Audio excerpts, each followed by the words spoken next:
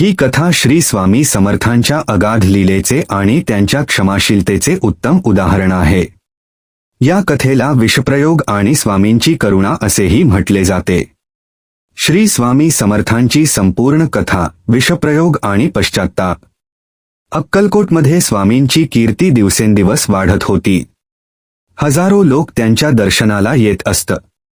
पण जसे भक्त वाढले तसे काही मत्सर करणारे लोकही निर्माण झाले. त्यांना वाटायचे की हा संन्यासी लोकांची दिशाभूल करत आहे. या मत्सरातूनच काही दुष्ट प्रवृत्तीच्या लोकांनी स्वामींना संपवण्याचा कट रचला. एके दिवशी दुपारच्या वेळी काही लोकांनी संगनमत केले. त्यांनी विचार केला की जर स्वामी खरोखर सिद्ध पुरुष असतील तर त्यांना विषाचा काहीही परिणाम होणार नाही. त्यांनी एका मोठ्या वाटीत म्हशीचे ताजे दूध घेतले आणि त्यात अतिशय जहाल विष कालवले. ते लोक स्वामींकडे आले आणि अतिशय नम्रतेचा आव आणून म्हणाले, महाराज, आपल्यासाठी हे ताजे दूध आणले आहे, कृपया याचा स्वीकार करावा. स्वामी तर अंतर्यामी होते. त्यांना समोरच्या व्यक्तीच्या मनात काय चालले आहे हे पूर्णपणे ठाऊक होते. तरीही चेहऱ्यावर स्मितहास्य ठेवत स्वामींनी तो विषाचा पेला हातात घेतला.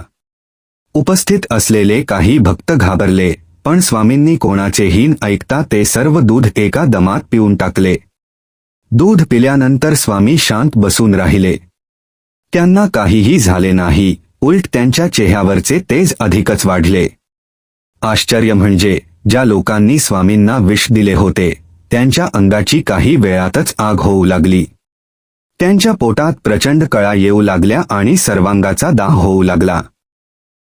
जणू काही ते विष स्वामींच्या पोटात न जाता त्या देणाऱ्यांच्याच शरीरात काम करू लागले होते. त्यांना आपली चूक उमजली. ते वेदनेने विव्हळत स्वामींच्या चरणी लोळण घेऊ लागले आणि ओरडू लागले, महाराज, आम्हाला क्षमा करा. आमचा अहंकार आणि मत्सर आम्हाला नडला. आम्हाला या नरक्यातनेतून वाचवा. स्वामी समर्थ हे करुणेचे सागर होते. त्यांनी पाहिले की हे लोक आता मनापासून पश्चात्ताप करत आहेत.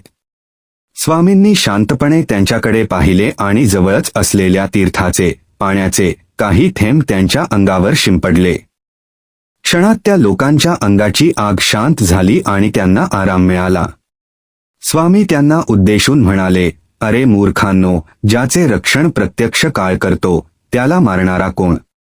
जा, इथून पुढे कधीही कोणाचे वाईट चिंतू नका. कथेचे तात्पर्य.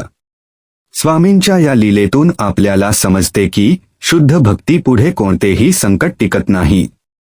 तसेच स्वामी केवळ शिक्षा करत नाहीत तर चुकीच्या मार्गावर चालणाऱ्यांना सुधारण्याची संधीही देतात. कथा आवडली तर लाईक करा, शेअर करा आणि सबस्क्राईब करा. श्री स्वामी समर्थ.